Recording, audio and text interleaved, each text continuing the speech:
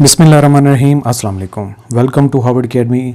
Inspector inland revenue का complete session आप हमारी वेबसाइट www.harvardacademy.com इस पे विज़िट कर सकते हैं और ज्वाइन कर सकते हैं। और स्पेशली रिकमेंडेड है जो शॉर्ट कोर्स हम लेके चल रहे हैं, इसमें ऑल राउंड आपको प्रिपरेशन मिलती है। इंटरव्यू में रिक्वायर्ड जो कॉन्फिडेंस है वो मिलता है। जितने भी एस्पिरेंट्स अब तक इंटरव्यू में हमारे जा रहे हैं और ये जो चीज़ें हम कवर कर रहे हैं वो डेफिनेटली उनका फीडबैक बहुत पॉजिटिव है कि ये चीज़ें उनके बहुत काम आ रही हैं। सो जितने भी रिमेनिंग एस्पिरेंट्स हैं जिनके इंटरव्यू स्केड्यूल्ड हो चुके हैं या होने वाले हैं आने वाले वक्त में, उनको हम रिकमेंड करते हैं कि वो लाजमी इस कोर्स का हिस्सा बने और इससे इस्तेफादा हासिल कर सकते हैं। आज का हमारा session conducting internal and external surveys with in jurisdiction, इस हवाले से आज का हमारा सेशन है। सेशन ये 5th है इस टॉपिक का और ओवरऑल 25th सेशन है। और इंटरनल और एक्सटर्नल सर्वे के मुतालिक और उनकी क्वालिटी के हवाले से और उनके स्टेप्स के हवाले से डिटेल से हम डिस्कशन कर चुके हैं। अब हम चलते हैं आज की जो टॉपिक है जिसको हमने लेके चलना है, how do you analyse survey results. एक सर्वे आपने कंडक्ट किया, उसमें से आपने क्वेश्चनियर फिलअप करवाए या फिर आपने face to face interview conduct करवाए। उससे जो आपने इन्फॉर्मेशन ली, उन इन्फॉर्मेशन को जब एनालिसिस में आपने टेक्निक्स में डाला तो जो रिजल्ट्स आए हैं उनको कैसे आप एनालाइज करेंगे, उनको कैसे सॉर्ट आउट करेंगे कि हमने जो डाटा इकट्ठा किया था उनको हमने प्रोसेस करने के बाद हमें क्या कुछ चीज़ें सामने आ रही हैं। आप ये देखते हैं ना कि डॉक्टर के पास आप जाते हैं तो आप बताते हैं जी मेरे सर में भी दर्द है, मेरे बाजू में भी दर्द है, मेरे फ़लाँ जगह पे भी है, पसीना भी आता है, फ्लू भी है, फ़लाँ चीज़ें। वो एनालाइज फिर कर उन्हीं सिम्टम्स की बेसिस पे वो ये एनालाइज करता है कि आपको फ़लाँ इशू है, आपका बीपी डाउन है, आप है व्हाट्सएवर जहाँ पे भी है। वो एक मर्ज़ होती है, मसले कई सारे होते हैं। तो इसी तरह से आप जो डाटा इकट्ठा करते हैं, इंफॉर्मेशन इकट्ठे करते हैं, उसी डाटा को जब आप एनालाइज करते हैं उन्हीं की बेसिस पे आपने फ्यूचर में स्ट्रेटजी बनानी होती है, पॉलिसी डिज़ाइन करनी होती है जो गवर्नमेंट लेवल पे अल्टीमेटली आफ्टर अप्रूवल या उसको एक्ट में अमेंडमेंट करते हैं या फिर रूल्स का हिस्सा बना के उसको बेहतर तरीके से आप पॉलिसी डिज़ाइन करते हैं और उसके इम्प्लीमेंटेशन से टैक्स रेवेन्यू को बढ़ाते हैं। अल्टीमेटली हमारा गोल क्या होता है? टैक्स रेवेन्यू को बढ़ाना। अच्छा जी, एनालाइज कैसे करेंगे? थोड़ा सा इसका इंट्रो देख लेते हैं। Analysing survey results under the sales tax act 1990 and income tax ordinance 2001 involve a structured approach. Structured approach को हमने पहले डिफाइन कर चुके हैं सही डिटेल से, टू एक्सट्रैक्ट मीनिंगफुल इनसाइट्स, ताकि हमारे पास जो क्वेश्चनेयर आए हैं उनका कोई फ़ायदा नहीं, जो लोगों से हमने इंटरव्यू कंडक्ट किया कोई फ़ायदा नहीं, जब तक हम उसके लिए पॉलिसी नहीं बनाते या उसमें से हम किसी नतीजे पर नहीं पहुंचते। वो थ्रू एनालिसिस हो सकता है। एनालिसिस के लिए मुख्तलिफ टेक्निक्स होती हैं, मुख्तलिफ टूल्स होते हैं, statistical tools. From the data collected here is a comprehensive reply on how to analyse survey results in the context of tax laws.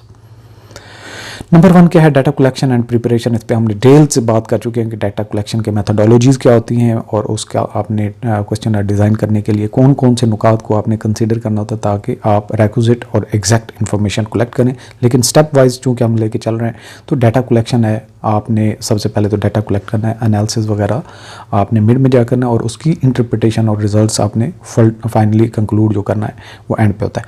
Ensure that all survey responses are collected accurately, जिसको आपने दिया था correctly उसको add किया and securely maintaining confidentiality as per the legal requirement. क्योंकि आपके real time tax payers होते हैं, उनकी इन्फॉर्मेशन बहुत मुफीद होती है। हर एक की अपनी एक सीक्रेसी होती है, प्राइवेसी, उसको आपने मैनेज करना होता है। क्योंकि ये आपकी केस स्टडी या फिर आपका कोई प्रपोजल या थीसिस वगैरह को कोई डाटा कलेक्शन नहीं होता, बल्कि प्रैक्टिकली आप फील्ड में काम कर रहे होते हैं। उस हवाले से ये रियल डाटा होता है। Organise the data systematically including categories कि आप उसकी एग्रीकल्चर सेक्टर से क्या क्या इन्फॉर्मेशन है, इंडस्ट्रियल सेक्टर से क्या आई है, वर्कर्स क्लास से क्या आई है, सैलरीड पर्सन से क्या आई है। सो उनकी categories response based on the relevant variable such as income level, tax compliance status, business section यानी बिजनेस सेक्टर, किस बिजनेस सेक्टर से है, वो प्रॉपर्टी का बिजनेस करता है, वो बिजनेस करता है, वो कैपिटल गेन के कारोबार में शामिल है या फिर वो स्टॉक्स में डील कर रहा है। तो ये आपने डिफाइन करना है, कैटेगराइज करना है। फिर उसके बाद है data cleaning and validation. Data को क्लीन करने का मतलब ये, कहीं आपके क्वेश्चनर ऐसे होते हैं जहाँ पे सही तरीके से फिलअप नहीं होते, या जो बंदा फिलअप करने वाला था समझता नहीं है, या वो थका होता है तो बस वो फिलअप कर देता है ऐसे ब्लाइंड इन्फॉर्मेशन इन्फॉर्मेशन देता है। तो इस तरह की इन्फॉर्मेशन को आपने एक्सक्लूड करना होता है ताकि आपके वैलिड रिजल्ट्स आए। Review the collected data for any errors, inconsistencies or missing values and rectify them to maintain data integrity. Validate the data against legal tax requirements and regulations to ensure its accuracy and relevant. So data cleansing जो है या data cleaning जो है, ये दोनों एक ही चीज़ें हैं और उसको वैलिडेट करना है ताकि आपके पास जो डाटा कलेक्टेड है वो सही यूज़फुल हो और उससे आप कोई नताइज जो अखज़ करें उनको प्रैक्टिकली इंप्लीमेंट भी किया जा सके। इसके बाद है डिस्क्रिप्टिव एनालिसिस। डिस्क्रिप्टिव एनालिसिस ये है कि आप हर वेरिएबल के बारे में बताते हैं, ये वेरिएबल इस चीज़ से डील करता है, इसको इस तरीके से मैयर किया, उसकी ये सारी चीज़ें उसके बारे में बताती हैं आपको थोड़ा सा हर वेरिएबल के बारे में। Conduct descriptive analysis to summarise the survey results using statistical measures such as mean, median, mode, standard deviation and percentage. Present key findings in the graphical forms like charts, graphs and tables for better visualization and understanding. So ये आपकी देखने में overall mean क्या किस variable का, median क्या, mod क्या है, स्टैंडर्ड डेविएशन किसकी कितनी आ रही है, वो आपको एक हर वेरिएबल के बारे में थोड़ा सा आइडिया दे देता है। उसके बाद आपने उनको ग्राफ्स की फॉर्म में शो करेंगे तो, टेबल्स की फॉर्म में शो करेंगे तो वो और भी प्रेजेंटेशन बेहतर हो जाती है। सो अब आपने क्या करना है, सेगमेंटेशन एंड ग्रुपिंग। ग्रुप करें हर एक को अलग अलग से, segment the survey data based on different criteria such as tax pay types. अगर वो इंडिविजुअल की बेसिस पे इंडिविजुअल अलग कर लें, बिजनेसमैन अलग कर लें, कंपनी लेवल पे अलग से। सो ये और ये अगर जियोग्राफिक लिहाज से आप डिस्ट्रीब्यूट करना चाहते हो, पंजाब का अलग, सिंध से अलग, KPK का अलग, और ये रीजन्स की डिस्ट्रीब्यूशन है। इसके अलावा टैक्स की कैटेगरीज के वाइज आप करना चाहते हैं उनकी डिवीजन, तो इनकम टैक्स वाले कौन से हैं, सेल्स टैक्स कौन से हैं, तो उनके केसेस को अलग करते हैं। इसी तरह से जो इनकम टैक्स है वो फर्दर आप जो 5 हेड्स हैं उनके ज़रिए से अलग अलग से कर सकते हैं।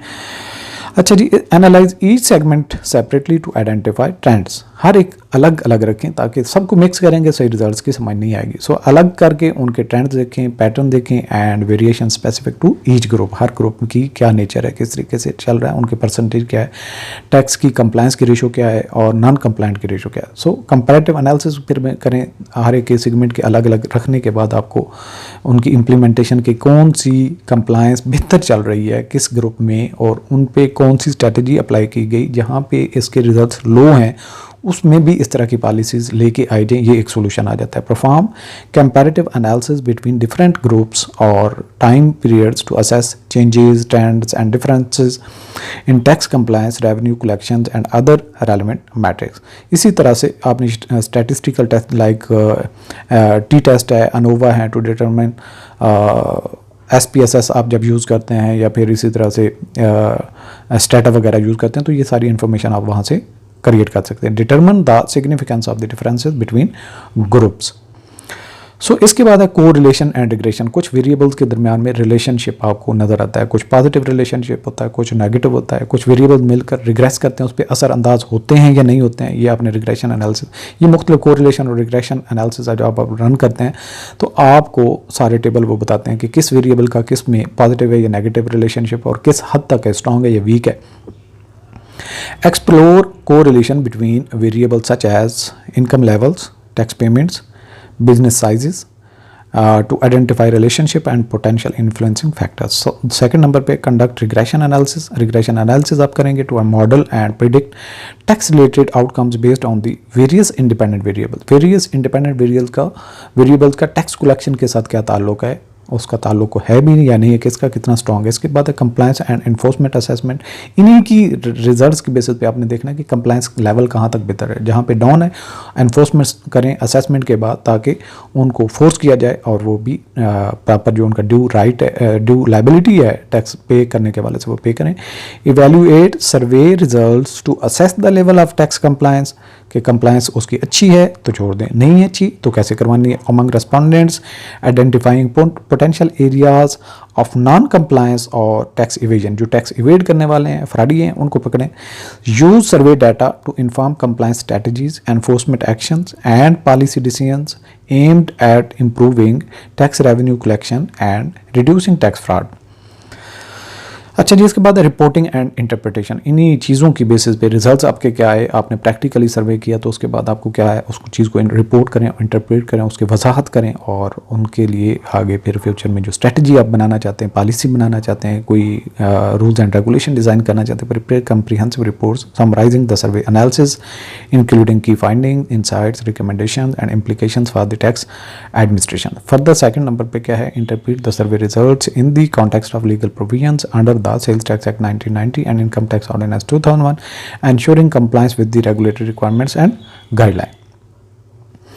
इसके बाद आपने फीडबैक और इम्प्रूवमेंट के लिए तगोदो करते रहनी, फीडबैक लें टैक्स पेयर से, बाकी जो स्टेक होल्डर्स हैं उनसे, और उसकी फर्दर इम्प्रूवमेंट के लिए, सिस्टम की इम्प्रूव करने के लिए एक्सपर्ट्स से रह लें और इस तरीके से अपने सिस्टम को मज़ीद बेहतर करने की कोशिश करें। Seek feedback from tax authorities, stakeholders and experts on the survey analysis methodologies, results and recommendations for the continuous improvement in tax assessment and enforcement practices.